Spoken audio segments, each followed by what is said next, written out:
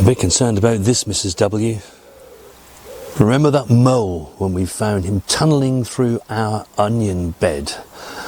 I told you that we would find out the damage at harvest time.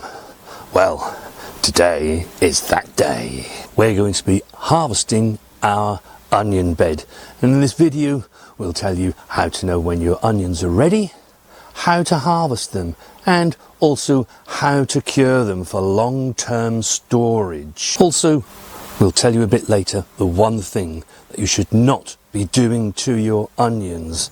And yes, the mole verdict is coming, so stick with us. Harvesting takes place with onions once you see the top starting to fall over. You can see here how they are.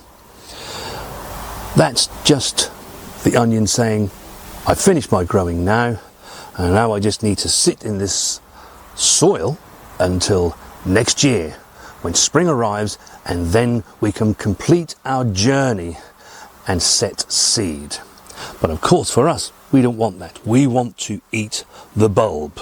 In years gone by, it's always been said that once you start seeing some of your onions going over, to push the rest. Now, I have come away from that, and I would advise you don't do that. Let them fall over naturally. And that's because if the other's not ready actually to go over yet, when you push them, you actually snap them. And that can invite disease in, which we don't want for the long-term storage of our onions. The rule I always use is that once a third or more are starting to go over, then you can begin your onion harvest. In an ideal world, I would have harvested these some 1 to 2 weeks ago, but we've been particularly busy. Last weekend, for example, we were at Sandringham giving a talk, so this harvest has not come out exactly when I wanted, but it does them no harm. Does them no harm whatsoever. I've talked a lot on the channel and between you guys in the comments about just how hot the weather has been and the fact that we've seen little rain. But on this occasion, it's worked in our favour. Because we haven't seen that much rain, this harvest is okay. These onions are not wet. That will also help once we have just lifted them. Harvesting onions correctly is something that you need to do. If your onions are just laying on the top and are almost out of the ground and you're able to harvest them by pulling them without damaging the basal plate, that's fine. But onions have deeper root systems than you actually think. And to be able to store these successfully between now and next year, we want as little damage done to these onions as you can possibly do. So to help with that, I often use a trowel. As you know, we are no dig, so I'm not going to be turning over the soil here. What I am going to do is just slip the trowel gently underneath the onion and lever it up. That is a good harvest of the onion. You can see that the top has fallen over and it's really quite soft. There are those roots. The roots actually go down a lot further than you actually think. But that's a nice onion. The multi-sow method that we use really works quite well. And if I lay those 3 there, like so, and then harvest this one, which happened to have been a single one, you can see that from those 3, I've got more onion in exactly the same space. 3 things that I do at every harvest. Number 1, never wash the bulbs. Number 2, always handle by the necks, never by the bulb. You don't want to be damaging that bulb, otherwise they will not store that well. And when the weather is like this, leave them on top of the soil if you don't need to replant straight away for a couple of days to begin that curing process much more quickly.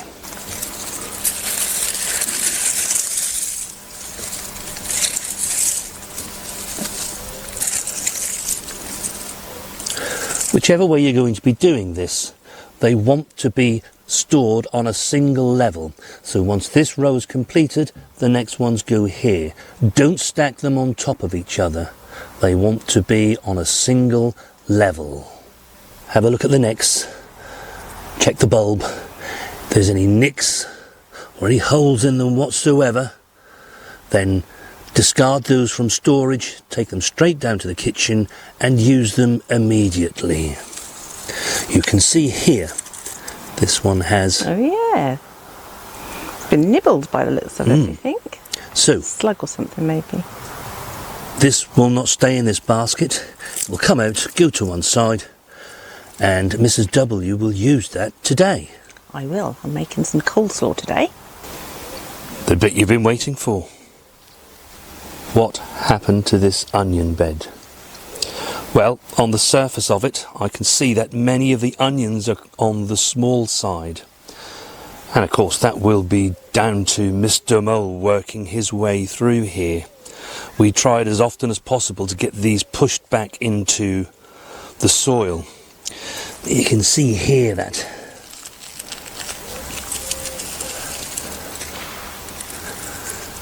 these are on the small side. In fact, this one never even got going. But they're onions, and no matter what the size, they can still be eaten. It's one of the things that I wanted to show you and speak to you about. We do get a lot of new gardeners, or some that have only been gardening for a short period of time, and they'll often say, I see it a lot on our seed to table onion video, and they say, my onions are not as big as yours, or my onions are not as big as my neighbours. Do you know what? Don't get yourself hung up on the size of the onion. A lot of it is determined by the variety that you're growing. So for example, we grow a variety called Globu. In fact, here is a Globu.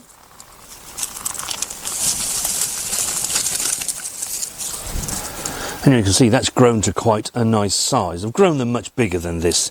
This will be down to Mr. Mole. But here's another molehill here, Mrs. W.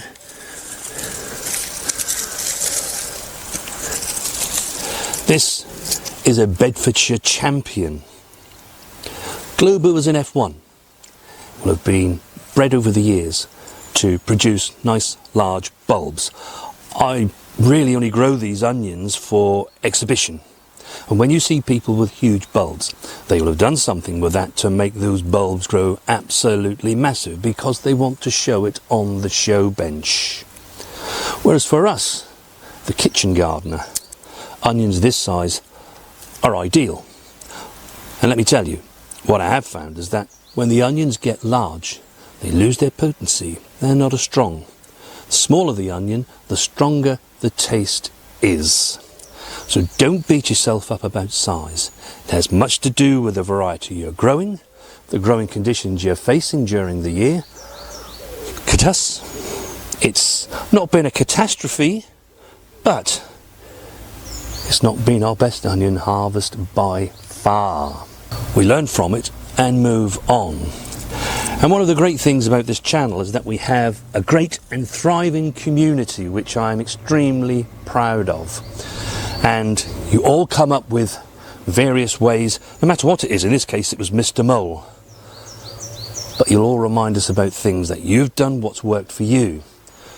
Most of you went down the route of vibration or smell to deter Mr. Mole. What I will say is that we actually didn't try any of them, and the reason for that is that pretty soon after we filmed that, Mr. Mole disappeared. Well, from this bed anyway. As I said in that video, we don't see it in those beds down there. He's not been in the poly, not been in the greenhouse, so he's obviously moved off to somebody else's garden, and good luck to him. But those methods, if you ever have mole problems, give them a try. Go back to that video where we initially told you about the mole problem and read them. Things like Tony's I love Tony's. He said about getting windmills and placing them around the borders of the bed. The noise concerns Mr. Mole and makes him go away. I just have this vision, Mrs. W, that we have all of these windmills that we bought from Great Yarmouth. We're not very far from there. No.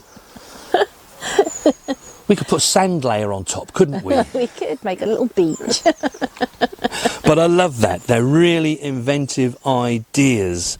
One or two of you said about mixing a solution together of something that smells, something like garlic. Again, I haven't tried it, but, you know, moles really don't like really harsh smells. I've read that myself. But do look to see in the comments what people have said. Give them a try. If they work for you, and if these things have worked for you, then let us know in the comments so that all of our other viewers can also hear about it. Curing matters for long-term storage. When you cure your onions, the sugars concentrate, the bulbs firm up, and the skins get nice and crispy. That tells you that they are ready to go into storage. I said earlier about the one thing you should never do with your onions, and that is to not cut the tops off. We want to leave that sealed, and for the curing to take place properly, these necks need to be dry. If you cut the top off, disease and all sorts can enter into this bulb. These green leaves, they are acting like a wicking system. As this onion dries, these leaves want moisture, so they're drawing the moisture up from the neck and into these leaves, and it's like a plug. The moisture can't go back, and slowly these leaves die off. This one is almost there, has one more green piece left, and if I do this, you can hear it starting to rustle. It's not finished yet, but it is almost there. When all of the leaves have gone like this and it's nice and dry, then is when you cut your stalk off. Until then, leave it. Otherwise, it's just going to cause you problems further down the line. Because if moisture is still retained in here, disease, mould can enter. Things that you won't see necessarily when you first put them into storage. But they will manifest themselves much later in October and November. And if this one is right in the middle of your onion harvest, it will quickly spread to the rest. So it's not just the one bulb you've got to worry about. I've already said that the weather is going to be your friend on this side at the moment. It's warm. So for the next couple of days, if you can, leave these onions outside. They'll be fine.